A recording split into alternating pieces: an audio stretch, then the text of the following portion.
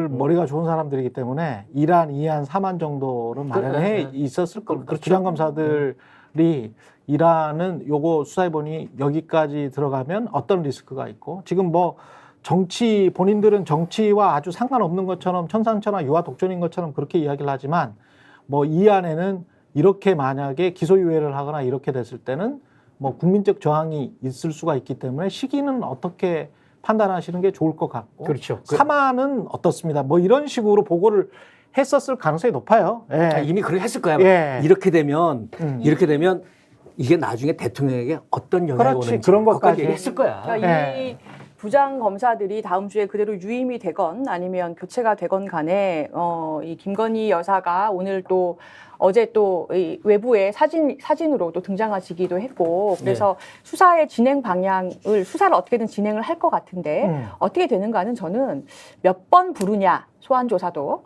불렀을 때 몇 시간이나 있다 나오냐를 처음에 한 번만 보면 바로 알 수 있을 거라고 생각해요. 그러네. 왜냐하면 예.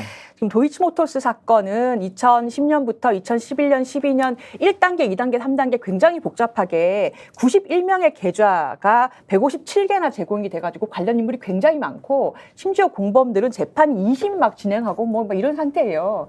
그런 상태이기 때문에 사실관계는 수사가 굉장히 많이 돼 있습니다. 그럼 여기서 그러니까 예를 들면 어제 얘기하신 것처럼 김건희 여사가 2011년도에 서울대 그 최고 지도자 과정 다닐 때 도이치모터스 본인이 뭐 이사다, 디자인 제작팀 이사다라고 명함을 썼다라는 거 팩트도 다 증거가 있고요. 그럼요. 그리고 본인이 예를 들면 이런 것까지 있어요. 그 도이치모터스 임원이 그 주식이 가파르게 오를 때 주식을 6만 주를 던졌어요. 그러자 1분도 안 돼서 김건희 여사가 다 사들였어요. 그런 것도 다 증거가 있는 상태입니다. 자, 이게 우연의 일치인지 알고도 샀는지 이 주가를 부양하려고 이게 문제인 건데, 그럼 결국에 이 사안의 핵심은 뭐냐? 요럴 때 던지고 사고 그 거래를 계속할 때, 본인이 계좌를 하나하나 제공할 때 김건희 씨 이거 주가 조작인지 알고 샀죠? 알고 제공했죠? 그 다음에 다음 증거 내밀고 알고 했죠? 알고 했죠?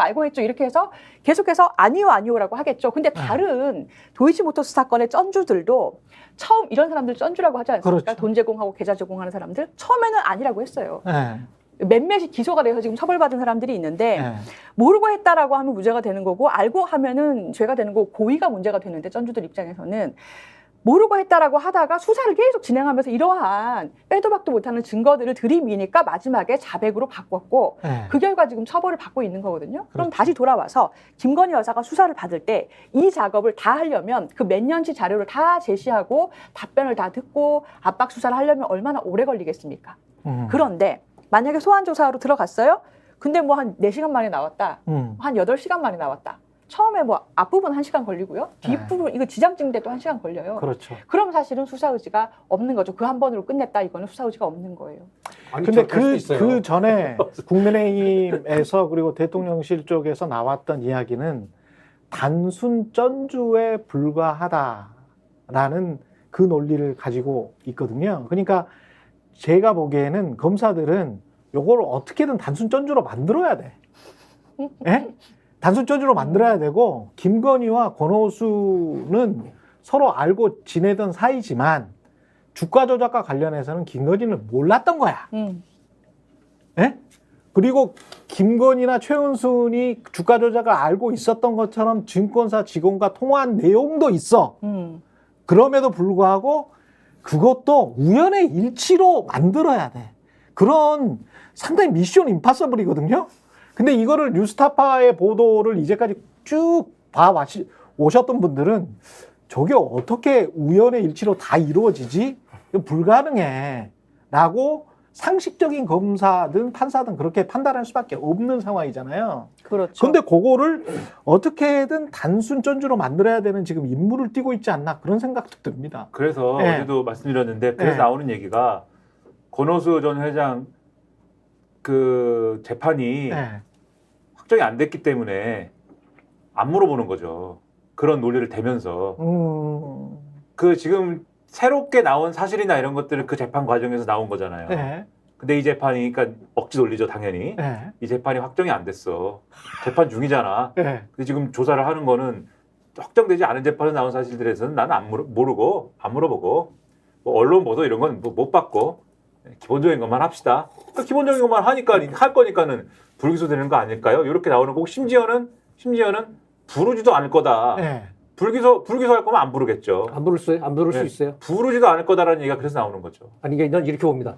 어제 그 대통령 부인 김건희 여사가 공개하고 시작했잖아요. 네. 그건 뭐냐면 그 며칠 전에 남편인 대통령이 현명하지 못한 건 처신 사과 드립니다 했지 않습니까? 예. 그리고 엊그제 그 고검 인사가 났잖아요. 수사하는 사람 다 유배 그 좌천성 뭐 이렇게 다 유배를 보내버렸잖아요.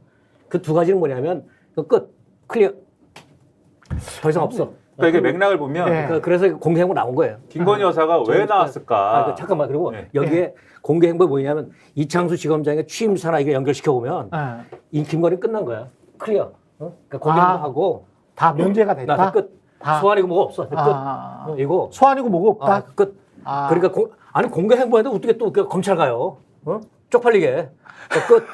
그러니까 이거는 끝이고 그렇게 대신에 예. 그 아까 사법의 정치 사법화를 하고 있는 이 야당들을 파서 계속 이슈화 시키겠다는 거지. 그러니까 김건희 여사 행보를 그럴 보면 가능성. 예. 원래 활발한 공식 이제 행보를 하고 공개 행보를 하고 있다가 갑자기 검찰이 소환이 돼가지고 오늘은 소환 조사 가는 날입니다라고 해서 소환이 된 다음에 그 다음에도 뭐 공개 행보를 한다.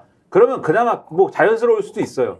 아니면 비공개 행보를 쭉 하다가 어느 날 소환돼가지고 포털에 서서 이렇게 속이고 있다가 저는 계속 자숙하겠습니다. 그리고 비공개 행보로 쭉 간다. 그것도 뭐 이해는 돼요. 그럴 수 있다. 근데 비공개 행보로 쭉 하다가 어느 날 공개 행보로 전환을 한 다음에 그 다음에 또 소환 조사를 받고 그 다음에 소환 조사 받았는데 소환 조사 받은 다음에 난 계속 공개 행보할 거면 이상하잖아요. 지금 말씀하신 대로. 그거는. 그렇죠. 그러면 그 앞에 공개 행보를 왜 했지? 이렇게 의문이 생길 수밖에 없는 거잖아요. 네. 그냥 면죄부 준 거예요. 그러니까 공개 행보를 지금 하는 이유는 앞으로 소환 조사가 없거나 받더라도 솜방망이다라는 거를 알기 때문에 지금 오픈했다라고 밖에는 생각할 수밖에 없는 그렇게 생각할 수밖에 없는 거죠. 그렇게 꼭 판단해야 되면 되겠네. 모처에서 하겠지.